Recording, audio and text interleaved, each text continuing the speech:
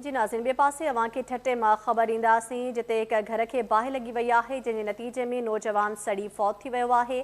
Update कयूं पिया अव्हांखे ठटे वेझो हिक घर खे बाहि लॻी वई आहे, जंहिंजे नतीजे में नौजवान सड़ी फौत थियो आहे।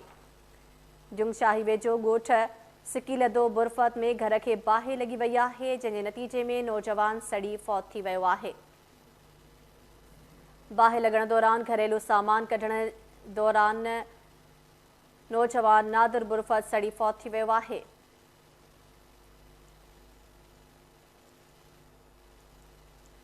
अपडेट कयूं पिया अव्हांखे ओचितो बाहि लॻण सबबि समूरो घरेलू सामान बि सड़ी रख थी वियो आहे।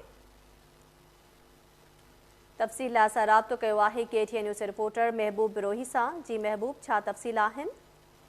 जी जुमशाही के कोस्तानी इलाके में ॻोठ सिकीलदो बुरफ़त में ओचितो हिकु घर के बाहि लगी पई है, जंहिंजे नतीजे में घर में जो है सामान घरेलू सामान बचाईंदे एक नौजवान जो 15 वरनि जो नादर बुरफ़त वो सड़ी फौत थियो है, जॾहिं त घर में समूरो घरेलू अलतड़ सड़ी वियो आहे। इन वाक़े खां पोइ घर में कराम मची वियो आहे। ये अफ़सोसनाक वाक़ियो जुमशाही जे वेझो कोस्तानी इलाके जे ॻोठ सिकीलदो बुरफ़त में पेश आयो आहे। खां पोइ घर में कराम वारो मंज़र आहे ऐं नौजवान जो है वो सड़ी फौत थी वियो आहे। घरेलू समूरो सामान जो है सड़ी तबाह थी वियो आहे। जी महबूब बिरोही, तफ़सील लाइ वॾी महिरबानी।